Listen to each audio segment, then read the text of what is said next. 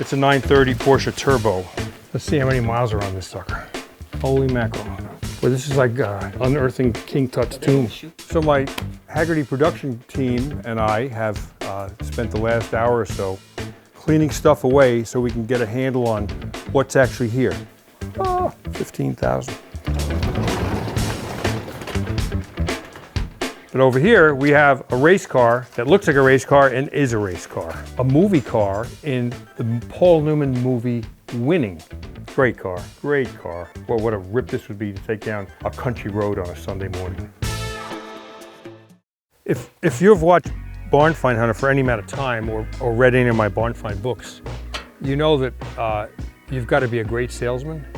Part of getting permission to look at cars is to sell yourself as a worthy person, a nice guy. You're not going to take advantage of somebody. I've been cultivating this relationship for more than a year until I finally just got permission to bring you into this garage. A very special, to me, a very special collection of cars owned by an ultimate enthusiast who now sadly is not in the health to be able to enjoy them. So it's kind of a love story, you know, kind of sad story too. But back in the day, this guy was the ultimate enthusiast. I'll just leave it at that. So my best days are when I can come to a barn find location like this and I'm clean. And I come home and I'm filthy. And this is going to be one of those days.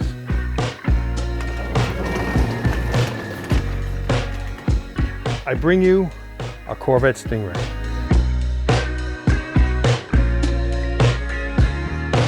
So I've recently become friends with Gary Hamilton, you know, until an hour ago was a stranger to me. However, we think that we met each other in a former life because we both grew up on Long Island and we both worked for the same foreign auto parts store, DOB.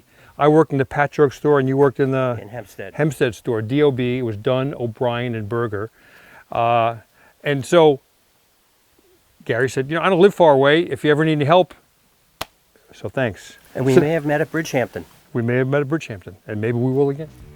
All right, so we're gonna unload this sucker and see what this Corvette is.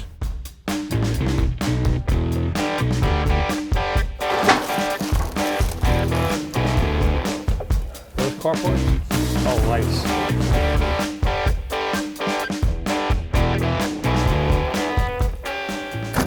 All right, so what do we have here? Well, it's got a modified hood.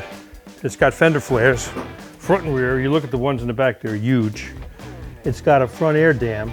I believe it's a 64. I usually tell by the hood, but since the hood's modified, it's harder to tell. It's a roadster with what appears to be a factory hardtop. It's got a smaller wheel than stock. It's got a Hurst shifter. It's got a radio, clock, and oh, a tape deck. Looks like an 8-track tape deck. Man, I'd like to pop a Led Zeppelin song in there and just go cruising. I'd like to see how many miles are on there. Let's see. I feel I'm not alone in here. 65,000 miles. So, you know what this is, 1970s modification. These cars, think about this, when this car was in 74, this was like an $1,800 car. Most Corvettes, especially of that era, were stolen recovery sometime in their lives. So you could pick one up, not for a lot of money. I remember I used to look at these cars in the Bylines, which was a weekly newspaper on Long Island where you could find old cars.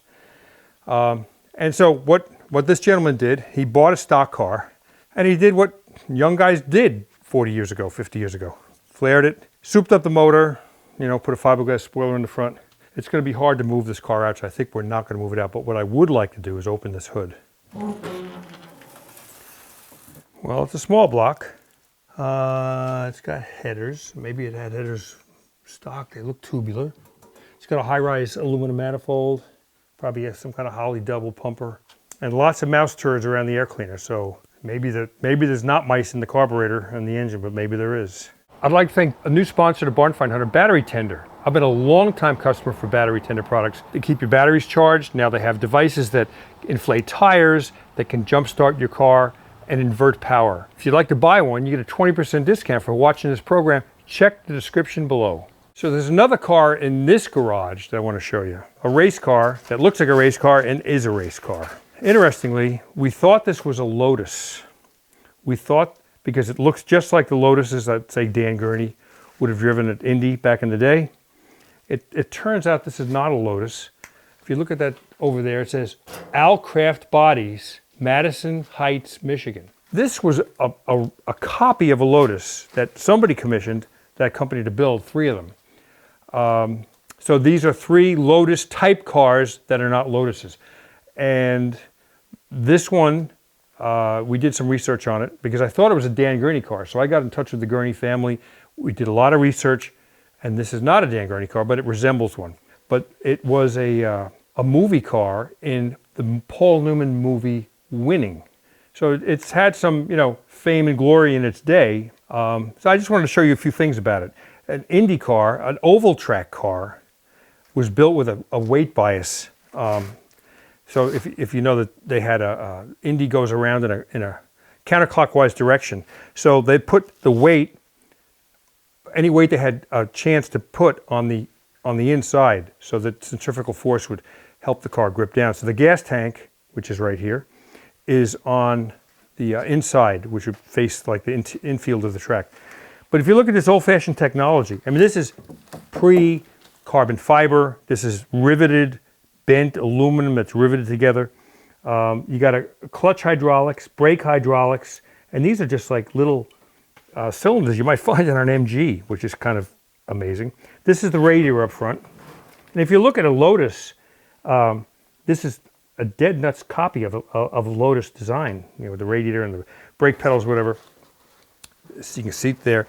Now the radiator, this is the top tube for the radiator right there. So it was right next to the driver. So you see why they'd want to cover this with a foam padding, because it's literally right up next to the driver. You get scalded if it was just a metal line. And there's parts all over this car. Here's parts of the fuel cell, overflow tank. There's no motor in it right now, but I'll show you that in a moment. So you can see this is that old-fashioned technology of aluminum construction, monocoque. A lot of chrome pieces. The axles are chromed. You can look at the front. A-arms are chromed, like right there. Now, I want to show you what this bias is, okay? Look at the length of this A-arm from here to here. Look how short this one is. On this side, which would have been the inside of the car, the inside facing the infield, it's probably 12 inches. So and that's because the weight would shift out towards the outside of the car. I think we should go try to find the engine for this thing. I think you'll be excited about that. We've been walking past this thing here for a few minutes. I just realized what we're looking at. This is a starter motor for an Indy car. And these cars don't have starters. This is plugged into the back, the tail shaft, that whoom fires up. They pull it out. That's how the car starts.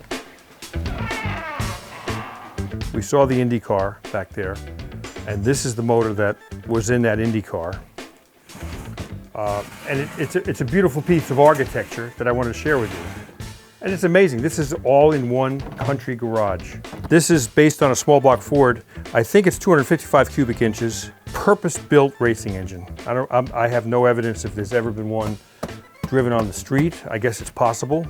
There's one cam for intake, one cam for exhaust, and there's one on a pair of camshafts on both sides. You can see F-O-R-D. It was lightweight. It was high revving. Jim Busby, who used to be a champion IMSA GT driver in Porsches and Mazdas, just a cool dude. He's a hot rodder. And early in his career, he was a drag racer. And he was able to buy 2 of these back in the 60s for not a lot of money. And he built a dual engine dragster. So he had 8 camshafts on his dragster.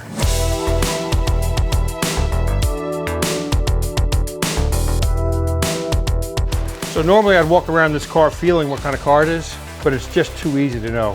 It's a 930 Porsche Turbo.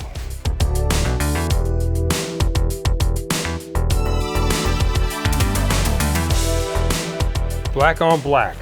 Let's see how many miles are on this sucker. 16,175 miles. Holy mackerel. That's the good news. The bad news is the windows are down and I see all sorts of like mouse evidence in here. So this, to my knowledge, is a 1986 930. I think it's the last year of the 4-speed. You know, if you're watching this and you're a Porsche expert, don't beat on me because I'm not a Porsche expert, but it's got a 4-speed transmission. All right, so we're gonna uncover, get some of this stuff away from the car so we can kind of take a look at what we have here.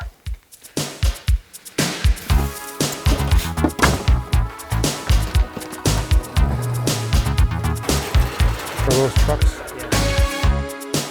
For guys of a certain age, you know, there were Farrad Fawcett posters and Lamborghini Countach posters and Pontiac Trans Am posters with a big wing on the eagle on the hood. And you know what? A Porsche Turbo kind of fit in that same genre, so to speak, that young guys would have posters in their bedroom wall and dream about these things. And you know, I mean, who doesn't love this car? It's a 1986 Porsche Turbo, which was the second generation of Turbo. They came out, I think, at 74 in Europe, and then in 75, 76, 77, I think, in the States. And then they stopped for a while, and then they came back to the States again. So this was kind of probably a better version of the earlier one. If you know anything about Porsches, they had horrible turbo lag. So turbo lag was when you stepped on the gas, the turbo had to spool up, and then it came on like, boom, it went like double the horsepower in a second. And lots of these cars were crashed in the rear because it's rear engine, that's where all the weight is. And these cars would just slide off into telephone poles and trees and down gullies. This is a one-owner car. It's been parked since 1991. The inspection on it was 1991, the last one. So it was only 5 years old when it was parked. It looks to be clean, and this is one of those cars. I wish I had a hose and a bucket of suds and a sponge, because I would love to wash this car. The engine in this thing is huge. The engine is turbocharged, intercooled.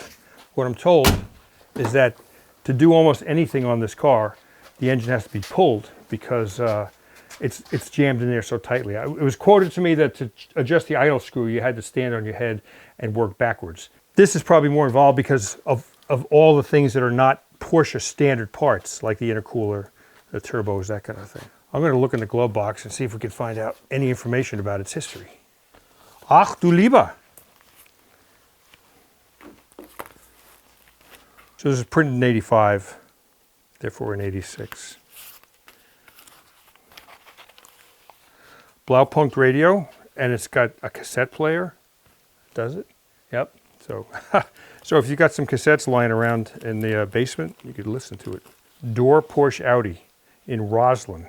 I'm a Long Island guy, so that's, in fact, I used to work in Roslyn for a furniture store.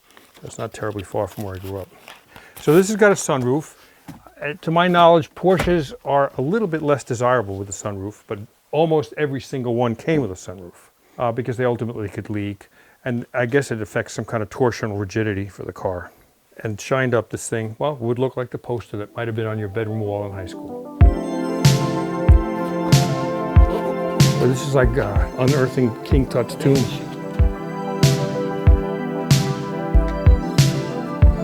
You know, this car's been parked here for 30 years. It has inhabitants now. There are mice living in this car. There's a little nest over there, evidence of mice in the interior. Who knows, that could be in the exhaust pipe. This is what mouse blocker was made for. You park your car over the winter, over several years, throw a mouse blocker here or there, plug in a mouse blocker and walk away and come back probably with no rodent activity in your car, which would be a blessing. If you want to get a mouse blocker, check the link in the description below. So this turned out to be probably a best case scenario. I was curious about when a car is parked so long, what the shape would be to get it back on the road. So we had a Porsche expert come here, and while we were fooling around with some of the other cars, he did kind of an appraisal of it. And well, it turns out pretty good news. First of all, he thought that the brakes would be locked up, and they're not. He said, okay, well, the next thing is the engine could be locked up. Well, he put a wrench on there with a socket and turned over as smooth as silk. Took the sending unit off the fuel tank, and the fuel tank has about 2.5, 3 inches of fuel in it. The good news is it's probably pre-ethanol fuel, so it was all still liquid. It had not turned to jelly. He said the tank is rusty though on the top just from condensation. He walked around and said, you know, the body looks really good. Now it's hard to tell because, you know, people, he said usually there's door dings all up and down the doors of these things because people try to squeeze in their garage and people in parking lots. But he said, you know what, these doors look straight as an arrow. And, you know, there might be some little stuff going on here, but it seems a lot of it blows away. Under the hood, this worried me because you can see that's a mouse condominium there. But he said that the worst case scenario is the mice get in the wiring harness and just chew the heck out of it. You got to replace the wiring harnesses. He said, I only see one little spot where a mouse bit it. And he said, we can easily repair that. All the dashboard wiring is behind here. And he said it all looks pretty sound. He said mice usually hang out up front here. He's had a few Porsches that have been a long time parked in barns. And he said it doesn't look so bad. He took the spare tire out. It looks solid under there. You know, here's the factory tool set. Probably never has, none of them have been used, I'm sure. They're all like shiny and pretty. So I think, you know, at the end of the day, it could be worse. And this car could probably be made to be a running, driving, fabulous car for a fair amount of money, but not an obscene amount of money.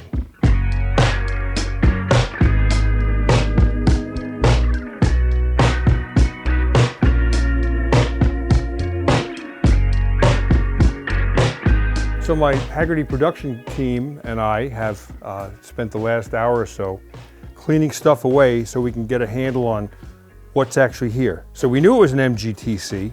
An MGTC is well known for having been the sports car that really turned America onto sports cars, and specifically British sports cars. Just think about what America was producing in 1948. Big Buicks, big Cadillacs, big Fords, big Chevys, everything was big. And suddenly, soldiers coming back from having served overseas fell in love with these little sports cars that were nimble and quick, and they handled well and were fairly reliable. This car was purchased new by the gentleman that owns this house. I believe it's original paint. The odometer says 5,000 miles on it. It could be, because I think this car was just kind of a vacation car. They kept it at their vacation house. This is not original, but I love it. I don't know, where it's from, but this is a hood ornament. Normally it's just be a flat cap. You could check the radiator in it. This is a 1250cc. It's called an XPAG engine. It's got 2 SU 1.25" carburetors, side drafts, just a basic motor, and really they run like little sewing machines. This is a great little car. And I just thought, isn't this cool? This is the first sports car to kind of turn America onto this whole hobby. And how diverse it is that over there is a Porsche 930 Turbo Carrera. And the same enthusiast owns both. What a cool car.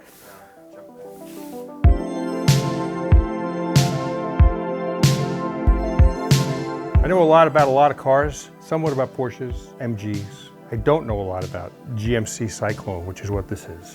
This one is in amazing condition. It was purchased new by the gentleman that owns these cars. The interior, he probably had muddy boots when he last drove it in 1994. So this has been sitting for 30 years. What I think is pretty amazing, 15,830 miles. 15,000. It's an amazing condition. I think it would buff out, clean up amazingly. I just want to show you what this would look like had it been covered, in a garage. Look at that. Look at that tailgate. Look at the shine on that metal, right? So the interior of this truck is amazing. The exterior, sadly, it's got mouse prints on it. And even though this was covered, you can see, even though with a plastic cover, the crap that gets underneath there. One of the most amazing things about this is a sports truck. It had great horsepower, it had great handling. We're going to look at the motor right now. Okay. It's a Syclone 4.3 turbocharged engine. Factory hot rod. This was, and I don't know. I mean, I think I remember these cars giving Porsches a run for their money. But you can see that the elements, or not the elements, but the creatures that have lived underneath here for the past 30 years, the acorns and stuff, have taken their toll on. So this car would require an extensive refurbishing. Go through the brake system, the fuel system for sure. You probably have to pull all the fuel injector system lines, a gas tank, and replace them. Or again, this car wasn't pickled. It was driven and parked and he probably planned on driving it again and just never got around to it. Because I don't know a lot about this truck and I don't want to mislead you, we went to the Hagerty price guide, and there's a great description about Syclone. So I'm going to read this to you word for word. Hope you don't mind, but we'll both learn this together. Momentarily inspired to build a hot rod pickup, GMC released the Syclone in 1991. Based on the Sonoma regular cab truck, GMC had production automotive services heavily modify Sonoma's normally optional 4.3-liter V6, most notably by adding a turbocharger and an intercooler to boost the power to 280. Speculation runs rampant. True horsepower is actually much higher than 280. All-wheel drive helped put the power to the pavement, and a tuned suspension helped the truck better handle its newfound muscle. The Syclone became the fastest pickup truck in the world upon introduction, and the truck was actually quick by any measure. Enthusiast magazines recorded quarter-mile times in the 13s and blistered 0 to 60 in 4.6 seconds. Only 2,998 of these were produced in 91, and only 3 were produced in 92. So it's basically a one-year production. What is the truck worth? Well, you know, this is a strange hybrid, but let's start from the top. If this was in number 1 concours condition, it'd be $67,000. Number 2 condition, $51,100. In number 3, $30,900. And in number 4, which is beater truck, would be $20,900. This is obviously not a beater truck, but it's been beaten. Does that make sense? The mileage is super low, but it's going to require a major reconditioning. So this is a hybrid. It's probably going to be somewhere between a number 3 and a number 4 condition, just because before you can drive this out of here, it's going to require a lot of work. We're not done yet, but we're getting there. There's one more car back in the corner over here, and it's one that I really dig. If you like these videos, you really should check out the Hagerty Drivers Club. You get 24/7 roadside assistance with flatbed towing, subscription to an award-winning magazine, and more. Sign up today. The link is in the description below. This car is a Lotus Elan, something I know a little bit about because I'm in the process of restoring one in my own garage right now. Lotus Cars was owned by an ingenious engineer named Colin Chapman. This being a Lotus Elan, it looks like a Series 1 because it doesn't have the window frame, Series 1 or Series 2. The chassis on this is bent tin, if you can imagine that. So it's got a spine that runs right down the middle of the car. The body mounts on top of it. So that spine is the transmission hump. It goes from the front to the back. It's got suspension members that are hung on there. The chassis, you could walk around with it. When I was restoring mine, I was able to like get in the middle and walk around. It's about 45 pounds. It's just bent tin. And by itself, it would be a death trap. But when you put the body on there, it gives some strength and structure to the chassis, and so together they work together and make it somewhat strong. So look at this. This is our last on the road 40 years ago, New York State. Unbelievable. So it's a Lotus twin cam motor, interesting motor. It was a 1600cc Ford engine, a pushrod motor. And he was buying these motors from Ford Motor Company and scrapping the cylinder head. So it had, think about this, it was a pushrod motor, it had a camshaft inside the block. He's thrown away the cylinder head. And he made his own cylinder head with twin cam to go on top of it. So he made his own twin cam engine out of the Ford engine. And so really this has 3 camshafts. It's got an intake, exhaust cam, and the camshaft that's still inside the block, which is used to run the oil pump in the distributor. It could be up to 140, 150 horsepower, or even more. But this was built back then, you know, this was built 40, probably, you know, up to 50 years ago. So maybe it doesn't have quite that kind of horsepower, probably 130, 140 horsepower. In a 1,200 pound car is insane. I remember seeing these racing around Bridgehampton race circuit. This little 4-cylinder car beating Corvettes. Just like it didn't make sense. Great car, great car. Well, what a rip this would be to take down a country road on a Sunday morning. So the owner, sadly, is not here, and we really don't know him, but I think we do know him. Just think about the cars, the variety of cars that we've seen here over the last 2 days. You know, as radical as a turbo Porsche, as mild and kind of authentic as an MGTC. This kind of fits in the middle. The Syclone pickup, you know, it's a sports car with a pickup bed. An Indy car, a radical Corvette. I think we do know who he is. And I think he's a lot like a lot of us, that he has multiple interests in automotive activities, you know, racing and all kind of brought under this one cool old garage that he lives in. God bless him, because he's opened up his garage and in some ways his life to share with us. And hopefully that's why you're watching this video right now, to see what's still hidden out there. Some of it might be for sale, some of it might not be. But wherever you live, there are cars hidden away like this. I'm not a magician.